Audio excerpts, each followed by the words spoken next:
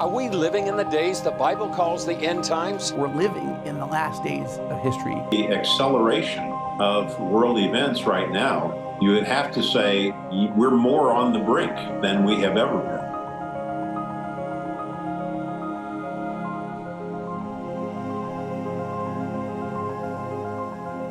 Remember what Amalek did to you. These chilling biblical words reverberate through history, sending shivers down our spines as we witness the aftermath of October 7th. Israel is at war, its very existence hanging in the balance, as Hamas vows to obliterate the nation. We're seeing a lot of these birth pangs that Jesus spoke of, but we're also seeing this alignment of Russia, Iran, Turkey, and other countries forming this alliance against Israel. Are we witnessing the fulfillment of ancient prophecies, where the past mirrors the present? Is Armageddon lurking on the horizon, ready to engulf the world in chaos and despair? And what hope is there for the survival of our species? Let's find out. At its core, the Israel-Hamas conflict is a part of the larger Israeli-Palestinian narrative, which originates in the heart of the Middle East. Israel, established in 1948, arose amidst Jewish aspirations for a homeland and Palestinian Arab desires for self-determination. The decades following saw conflicts, agreements, and uprisings that shaped the region's course. Hamas, a Palestinian Islamic group, emerged in this environment in 1987 during the First Intifada, an uprising against Israeli occupation. But what does Hamas's emergence signify in this already complex narrative? Hamas, which means Islamic Resistance Movement, positions itself as a defender of the Palestinian cause against what it views as Israeli occupation. The group's 1988 charter calls for an Islamic state in Palestine. This vision, rooted in nationalism and religious ideology, sets the stage for ongoing conflict with Israel, a nation born from its own ideological and historical needs. This leads us to question: could Hamas's rise and its goals, as outlined in their charter, be part of a larger prophetic story? Are we seeing biblical predictions come to life in their struggle with Israel? Before that, it's essential to examine the tangible realities of the ongoing conflict, marked by violent clashes and political moves. Hamas, known for its armed wing, has engaged in guerrilla warfare, bombings, and rocket attacks against Israel. Israel, in response, has enforced blockades, carried out military operations, and sought to weaken Hamas's influence in the Gaza Strip, the group's stronghold since 2007. This history is marked by events that have worsened tensions, like the kidnappings and killings of Israeli civilians and soldiers and Hamas's rocket attacks, often met with Israeli military responses. But what led to the catastrophic events of October 7, 2023? In an unprecedented attack, Hamas launched a large-scale offensive on Israel. This operation, unlike previous smaller attacks and rocket firings, was notable for its scope and boldness. The day saw a flood of rockets on Israeli cities, along with incursions deep into Israeli territory. Israel responded quickly and forcefully, leading to tragic losses on both sides. Israeli cities were shaken by the attack, and the Gaza Strip, already suffering from years of conflict and blockade, faced intensified military action. But beyond the immediate political and military impacts, the events of October 7th raise deeper questions. What does this mean for the region's future? Are we seeing a continuation of a historical cycle of violence, or something more, perhaps a sign of larger events unfolding? In this vortex of conflict and chaos, some turn to ancient texts for answers, seeking understanding in the enduring words of the Bible. Could it be that these ancient scriptures contain the secrets to understanding the tangled web of today's global conflicts? The role of Israel in the Bible is not just significant, it is absolutely central and multifaceted.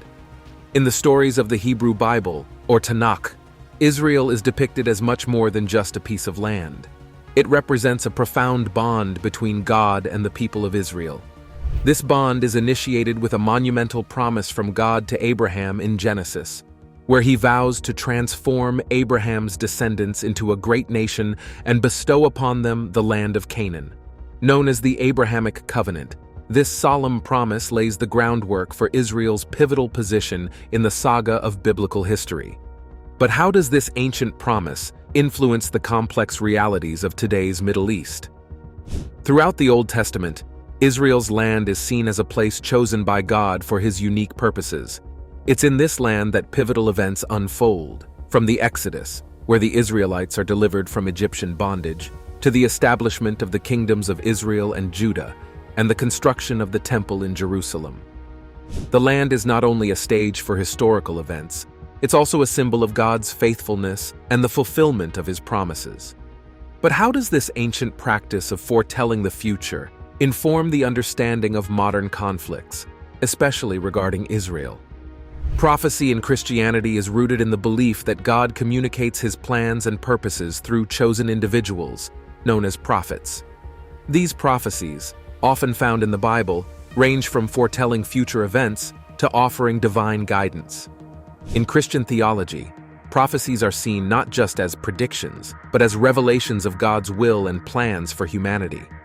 The Old Testament is filled with prophets like Isaiah, Jeremiah, and Ezekiel, who spoke of the future of Israel, the coming of the Messiah, and the unfolding of God's kingdom. But what happens when these ancient prophecies are placed in the context of today's world, especially in the land where many of them were given? Interpreting these prophecies in the context of modern-day Israel is a practice embraced by many Christians, especially those with a keen interest in eschatology, the study of end times. Some see the establishment of the State of Israel in 1948 as a fulfillment of biblical prophecy, a tangible sign of God's ongoing plan for his chosen people. Others point to the conflicts and struggles of the region as precursors to the prophesied end times events. This perspective often leads to a unique view of the Israeli-Palestinian conflict, where geopolitical and military events are seen through a theological lens. Jerusalem holds a special place in these discussions, being a city of immense significance in biblical prophecy. In Christian eschatology, Jerusalem is more than a city. It is a symbol of divine revelation and a key player in the end times scenario. Revelation 21:2, for example, speaks of a new Jerusalem coming down from heaven, a symbol of God's eternal kingdom. Other prophecies speak of tumultuous events in and around Jerusalem, leading up to the return of Christ. This perspective turns the city into a focal point of spiritual anticipation and speculation. In Islam, Israel, and particularly Jerusalem, hold significant religious value as well. Jerusalem is the site of Al-Aqsa Mosque, the third holiest site in Islam. The Islamic tradition also honors many of the same prophets found in the Jewish and Christian texts, including Abraham, Moses, and David, all associated with the land of Israel. This shared religious heritage adds another dimension to the complex relationship between the Abrahamic faiths and the land of Israel. How do these overlapping yet distinct religious claims impact the quest for peace in the region? Returning to the significance of Israel, the narrative slightly shifts focus in the New Testament. While the land remains important, the emphasis moves to the person of Jesus Christ and his role as the Messiah. The Gospels recount Jesus' ministry in the land of Israel, highlighting its ongoing religious and spiritual significance. The Apostle Paul, in his letters, expands on the idea of Israel, suggesting that through Jesus, all people, Jews and Gentiles alike, can become part of God's family, in Romans 9:11. In this context, the concept of the apocalypse and the end times, as portrayed in the Bible, draws significant attention. The apocalyptic themes, especially in the New Testament, are complex and multifaceted. They are not just about cataclysmic destruction, but also about the culmination of history and the establishment of a new divine order. The book of Revelation, in particular, is rich with apocalyptic imagery and prophecies. It speaks of wars, natural disasters, the rise of the Antichrist, and the final battle between good and evil, culminating in the second coming of Jesus Christ. For instance, the emergence of war, famine, and natural disasters, as outlined in Revelation 6, are often linked by some interpreters to current global crises and conflicts, including those involving Israel. But how are these apocalyptic themes interpreted in the context of modern-day Israel? For many believers, the turmoil and conflicts in the Middle East, particularly in Israel, are seen as signs of the approaching end times. These interpretations often view political and social upheavals in the region as fulfillment of biblical prophecies. The re-establishment of Israel as a nation in 1948 is frequently cited as a significant prophetic event, aligning with predictions in Ezekiel and Isaiah about the gathering of the Jewish people back to their homeland. Similarly, conflicts involving Israel are sometimes viewed through the lens of biblical prophecies about wars and rumors of wars as precursors to the end times. There are diverse theological perspectives on the concept of apocalypse within Christianity. Some believers adhere to a literal interpretation of the book of Revelation and other prophetic scriptures, expecting that the events described will unfold exactly as written. On the other hand, many Christians adopt a more symbolic or allegorical approach to these texts. They see apocalyptic literature as using vivid imagery and dramatic narratives to convey deeper spiritual truths, rather than as straightforward predictions of future events. Amidst these narratives of apocalypse and redemption, there is a striking reference in the New Testament that draws a parallel between the end times and the days of Noah. In the Gospel of Matthew 24:37-39, Jesus says, "As it was in the days of Noah, so it will be at the coming of the Son of Man." This reference to the days of Noah, a time characterized by widespread moral decay and God's ensuing judgment with the Great Flood, presents a powerful image for understanding contemporary events. How can this ancient analogy shed light on the ongoing struggles and conflicts in regions like Israel and Gaza? The days of Noah, as depicted in Genesis, were marked by human wickedness and a turning away from God's ways, leading to a divine decision to cleanse the earth with a catastrophic flood. Today, some religious scholars and theologians see parallels between the moral and societal breakdown of Noah's time and the current state of the world, including the conflicts in Israel and Gaza. They point to the violence, injustice, and disregard for human life as modern manifestations of the same kind of moral decay that the Bible describes in Noah's era. Furthermore, the comparison to the days of Noah also brings to light the concept of divine judgment and redemption. In the story of Noah, the flood was both an act of judgment and a means to a new beginning for humanity. This duality is often reflected in the interpretations of current events. While some see conflict and strife as a form of divine judgment, others view these challenges as potential catalysts for a renewed commitment to peace and justice. In this context, the biblical story of Amalek presents another fascinating layer of interpretation, especially when considering conflicts like the one between Israel and Hamas. Amalek, as depicted in the Bible, particularly in the book of Exodus, represents more than just an historical figure or a nation. Amalek is often interpreted as a symbol of evil, perpetually at odds with the children of Israel. The Israelites' first encounter with Amalek in Exodus 17:8-16 is a story of conflict, where Amalek attacks the Israelites as they journey from Egypt to the Promised Land. This episode concludes with a stark declaration from God. Amalek will be a perennial enemy, and God will wage war against Amalek from generation to generation.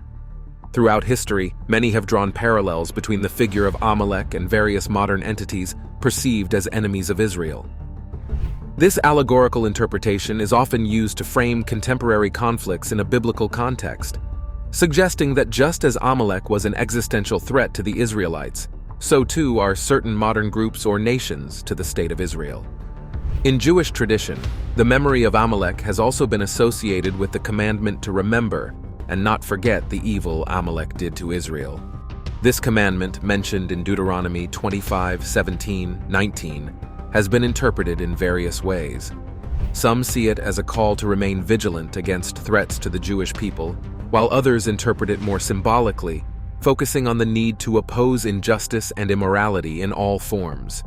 Additionally, the figure of Amalek in Christian theology, while interpreted differently from Jewish perspectives, often represents a broader embodiment of evil opposing God's plans and people.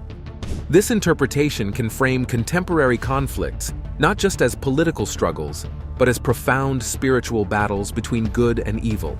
The Hamas Charter, officially known as the Covenant of the Islamic Resistance Movement, presents a compelling case for this kind of analysis. Formulated in 1988, It outlines the ideological and operational tenets of Hamas.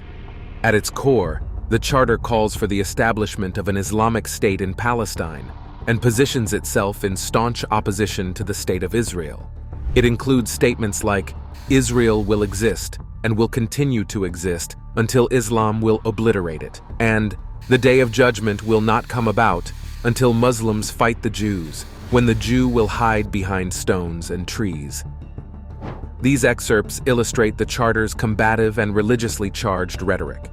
When compared to biblical texts, the contrast becomes evident.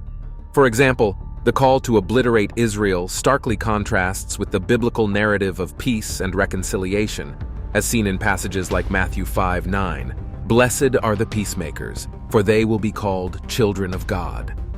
The apocalyptic tone in the charter's reference to the Day of Judgment echoes biblical end times themes, but contrasts with the Christian view of an era of peace and righteousness following Christ's return.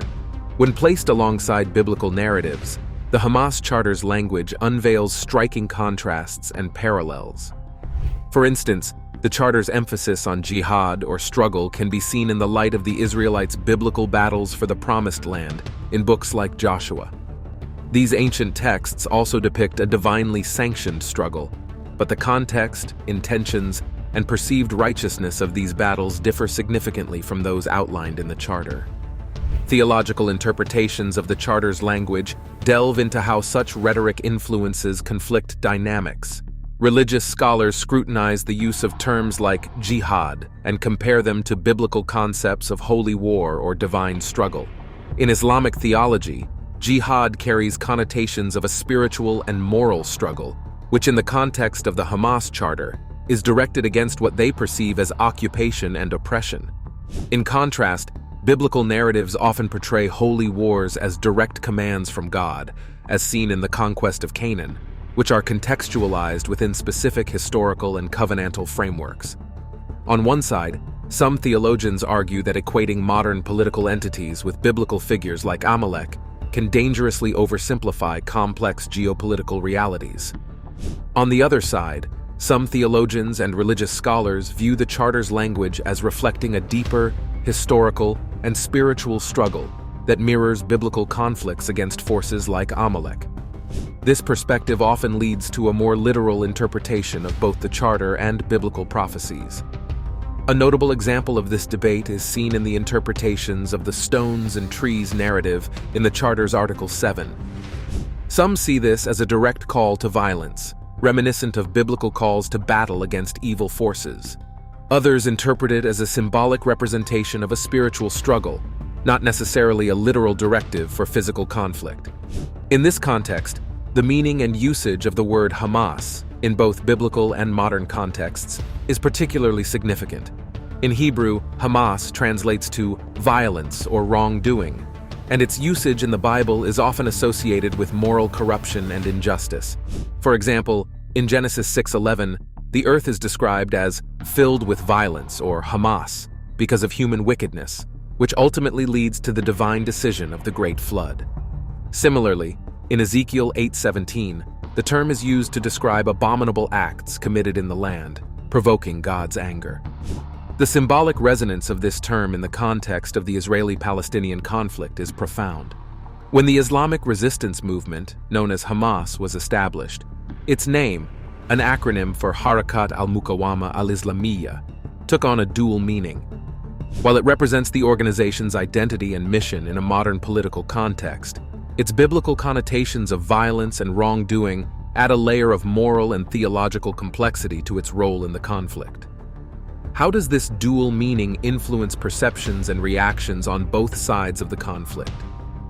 For some, the modern usage of Hamas as the name of a Palestinian political organization carries with it an inherent judgment, echoing the biblical connotations of violence and moral decay.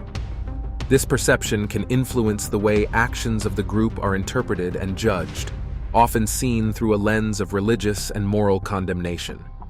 On the other hand, supporters of Hamas view the organization as a legitimate resistance movement against occupation and oppression, a perspective that contrasts sharply with the biblical associations of the term. In the midst of this complex and multifaceted conflict, the teachings of Jesus Christ on peace, violence, and conflict resolution offer a profound contrast. Jesus' teachings, as recorded in the New Testament, emphasize love, forgiveness, and peace. For instance, in the Sermon on the Mount, Jesus says, "Blessed are the peacemakers, for they will be called children of God," and instructs to love your enemies and pray for those who persecute you. These teachings provide a foundational perspective for Christians on addressing and resolving conflict. Applying these teachings to the context of the Israel-Hamas conflict, however, is subject to diverse interpretations within the Christian community. Some Christians view these teachings as a call to pacifism, advocating for nonviolent means of conflict resolution. They argue that Jesus' emphasis on love and forgiveness should guide the approach to international conflicts, including the Israeli-Palestinian situation. This view often leads to advocating for diplomatic and peaceful solutions, emphasizing humanitarian aid and dialogue over military action. Contrastingly, other Christians interpret these teachings within the framework of just war theory, which argues that war, while regrettable, can sometimes be necessary and justifiable under certain conditions, such as self-defense or protecting the innocent. In this view, Jesus' teachings on peace do not preclude the use of force in extreme situations, especially when aimed at achieving a greater good or protecting vulnerable populations. Thanks for watching this episode of Beyond Discovery. Don't miss the video you see on your screen. You won't believe it.